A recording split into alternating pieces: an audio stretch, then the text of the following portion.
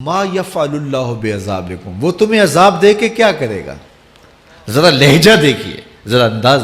ما یفعل اللہ بعذابکم، وہ تمہیں عذاب دے کے کیا کرے گا؟ تم اس کی مخلوق ہو، اپنے دستے قدرت سے اس نے تمہیں بنایا ہے، تو وہ تمہیں عذاب دے کے کیا کرے گا؟ اس کی ضرورت نہیں ہے کہ تمہیں عذاب دے، نہ اس کی چاہت ہے کہ تمہیں عذاب دے. کوئی خود چھلانگے لگائے تو اس کی مرضی. فرمایا کہ ما یفعل اللہ بعذابکم، وہ تمہیں عذاب دے کے کیا کرے گا؟ ان شکرتم وآمنتم، اگر تم شکر ادا کرو اور ایمان لاؤ تو وہ تو قدردان ہے جو کوئی اس کا شکر کرتا ہے اور جو اس پر ایمان لاتا ہے. تو اللہ اس کے لیے عذاب نہیں رکھا، اس کے لیے رحمتیں رکھی ہوئی ہیں. تمہیں دستے قدرت سے بنایا ہے اور وہ تمہیں خوش دیکھنا چاہتا ہے، تمہیں خوشحال دیکھنا چاہتا ہے، تمہیں سرشار دیکھنا چاہتا ہے، تمہیں نہال دیکھنا چاہتا ہے، تمہاری زندگی کو خوشگوار دیکھنا چاہتا ہے. تم نے اپنے آپ کو خود اپنے اعمال کی وجہ سے مصیبتوں میں ڈالا ہے، تو کہا شکر کرنے کی عادت ڈال لو. دیکھنا پھر اللہ تعالیٰ جل شانہ کی رحمتیں تمہارے اوپر کس طرح اترتی ہیں، اس کی نوازشیں تمہارے اوپر کیسے برستی ہیں. توکل اگر ہم سیکھ جائیں تو توکل ایک ایسی دولت ہے کہ جو خوشحال زندگی کی ضمانت بنتی. جب ہم اللہ پر توکل نہیں کرتے اور ہم سمجھتے ہیں یہ سب کچھ ہماری محنت کا نتیجہ ہی ہوگا، اور نتیجہ جب نہیں آتا تو پھر ہم بے چین مضطرب ہو جاتے ہیں.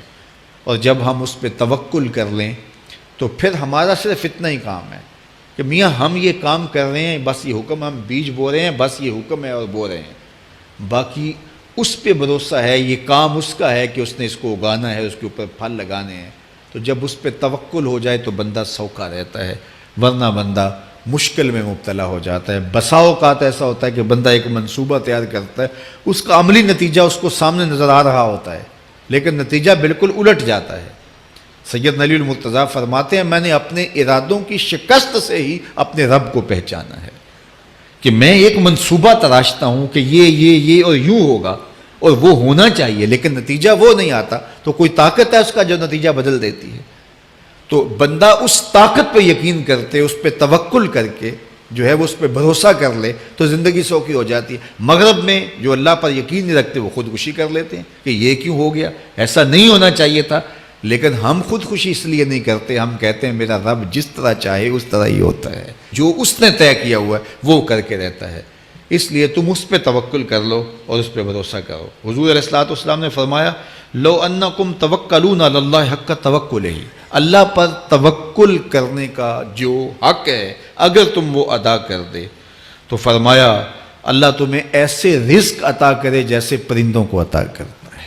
ہمارا تو کاروبار ہے، یہ فیکٹری ہے، یہ دکان ہے، یہ ہماری نوکری ہے، ہم نے یہاں سے کمائی کرنی ہے. پرندوں کا کوئی کاروبار نہیں ہوتا، کوئی نوکری نہیں ہوتی، کوئی ٹھیا، کوئی اڈا نہیں ہوتا جہاں جا کے انہوں نے رزق کے لیے کوئی آغاز کرنا ہوتا ہے.